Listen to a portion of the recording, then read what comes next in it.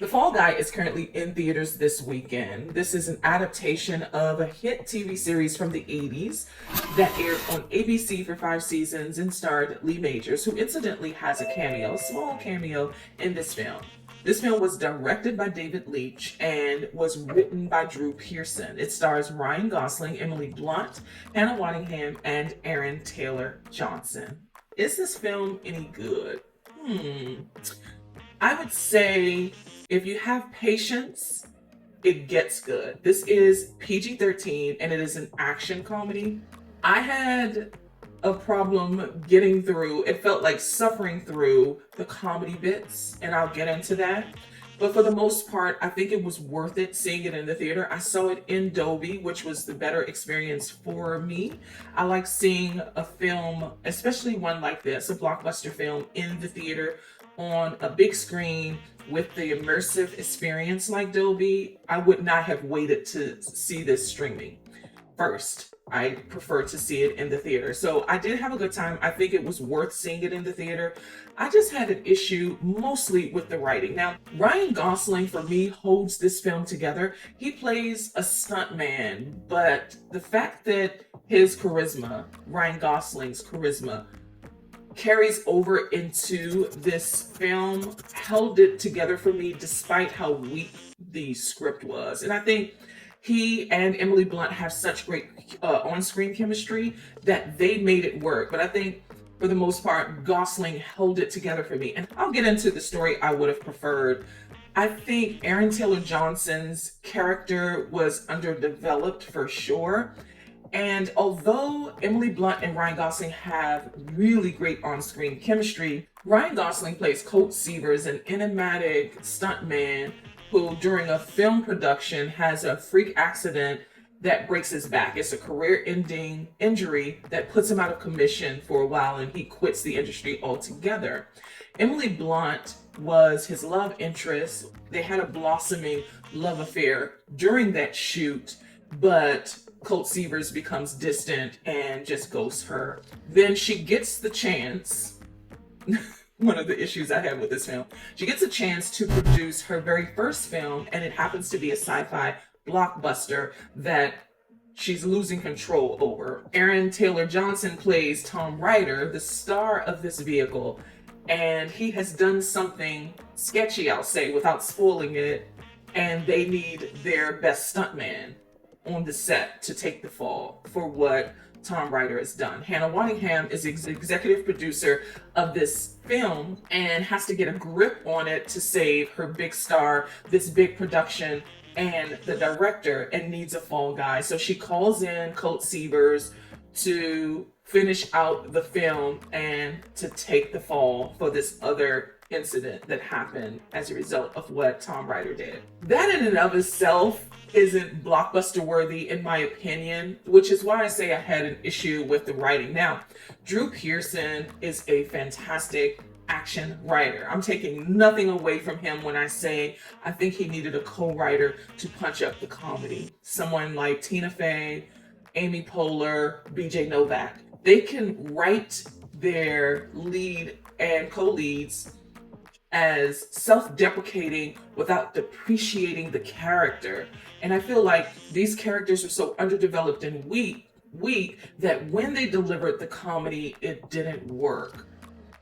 Oftentimes there were, especially in the first act, I think the first half of the film is the section of the film that I had a problem with, and the overall story. But the premise, the build-up, it's as if Drew Pearson's script is forcing us to believe the chemistry between Emily Blunt and Ryan Gosling. These are consummate performers and they already have built-in chemistry. Even during the promo of this film, you could feel the electric energy between them two. So trying to sell it, we didn't need to be force-fed to believe that they had an affair. I think a bigger issue was that this wasn't necessarily their story. I feel like the story belonged to Tom Ryder's character and Colt Seavers. I believe that would have been a stronger bromance because that's really what the overarching story is about. those long bouts of, showing that they wanted to rekindle their love affair and that they loved each other, it just didn't work. I think that caused the comedy, the humor to suffer. I think he needed a co-writer because he can write action. I think the action sequences are very strong. It's the comedy bit. The comedy wasn't good, and it just weakened the characters.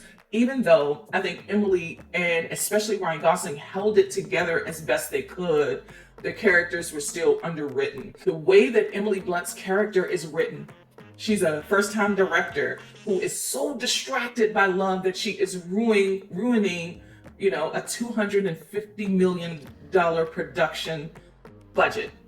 And that makes and doesn't lose her job. There's no realism rooted in that. And so that weakened it for me. It gets better though. Like I had to be patient to get there to the funny bits and to the big set pieces, which really does take time because it's like the last 30 or 40 minutes of the film. With Aaron Taylor Johnson's character, I feel like since he's playing Tom Cruise, it should have been played by Tom Cruise. I think Aaron Taylor Johnson is good, especially when he does this bit like he's Matthew McConaughey. It's spot on. But if Tom Cruise played this character, I think it would have worked because this really was Tom Cruise. He designed stunts. And I think he contributes significantly, especially in his movies, to stunt work, and it would have been a good time to honor him along with all of the stuntmen or stunt crews in history. I think that would have been great. Now, this was I guess it was $125 million production budget, so there was no room for Tom Cruise, I'm sure. If they could give another $50 million and had Tom Cruise deliver what was, resembled a little bit of Les Grossman from Tropic Thunder, this would have been hilarious. I think it would have worked so much better.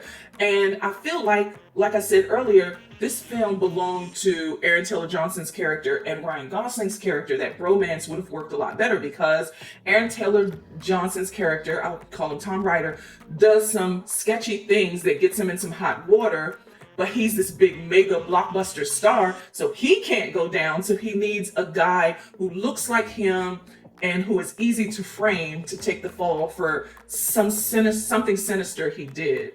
That was a better story than this B plot that is orchestrated as the main storyline between him and Emily Blunt. The music is good. They licensed some really good, strong music. I think Blake Shelton's song, I don't know if it qualifies for Oscars. I'll find that out later. I don't know if it qualifies. It is his iteration of the song, and I believe the lyrics are all original. I'm not sure about that, but it is a really great song, and it really does honor stunt crews throughout history of film. I think it is perfect. If it qualifies, I think it deserves an Oscar nomination because it is really good.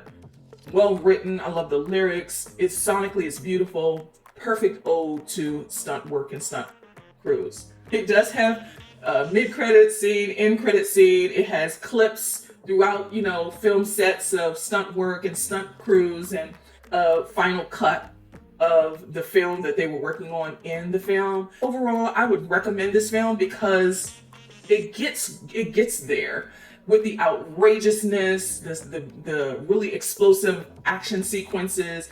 That all is worth it, but you do have to take your patience because in the beginning the scenes are way too long.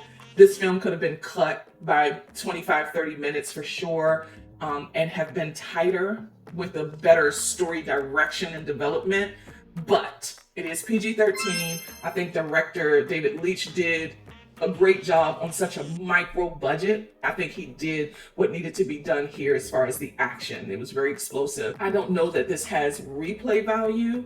I wouldn't see this in the theater again, but I think it was worth it to see it this past weekend. At any rate, The Fall Guy, starring Ryan Gosling, Emily Blunt, Aaron Taylor Johnson, and Hannah Waddingham, is in theaters now.